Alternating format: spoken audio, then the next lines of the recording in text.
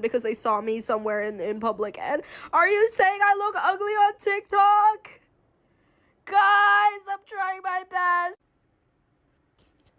Are you saying I look ugly on TikTok? Please tell me now, because I have almost 800,000 followers. Are you telling me I've been looking chopped to all of them?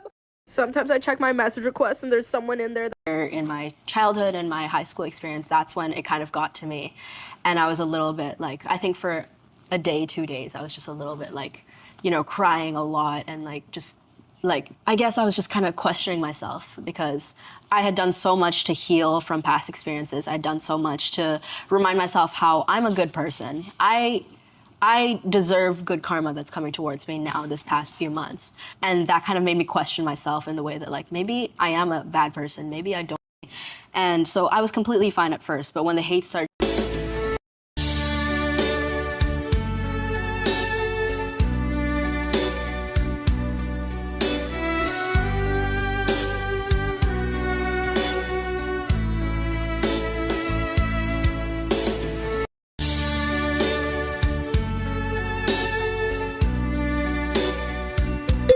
It's already, like, I have a lot of jewelry. So, like, it clashes a little bit.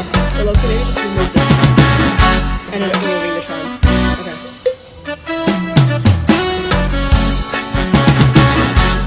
Minsan ba, kaibigan, napaisip ka na rin kung bakit ang mundo ay mapagbiro? Pagkatapos ng tawanan, lungkot agad ang kapalit. Para bang nakakatakot ng maging masaya?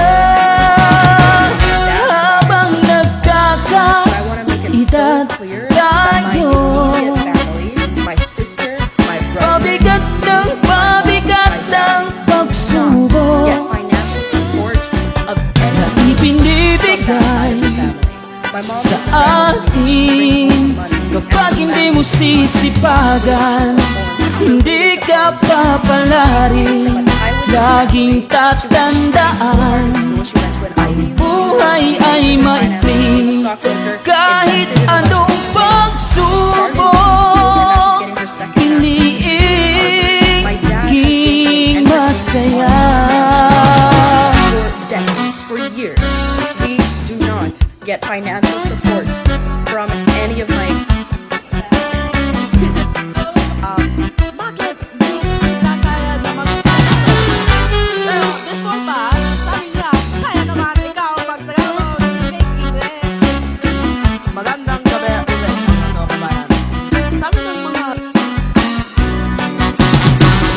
habang nagkakaedad tayo, pabigat ang pagsubok na ibinibigay sa atin. Kapag hindi mo sisipagan, hindi ka papalarin. Laging tatandaan, ang buhay ay maikli. Kahit anong pagsubok, piliing maging masaya. Habang nagkakaedad tayo,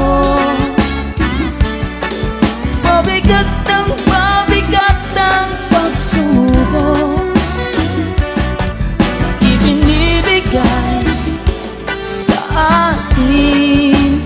Kapag hindi mo sisipagan, hindi ka papalarin. Laging tatandaan, ang buhay ay may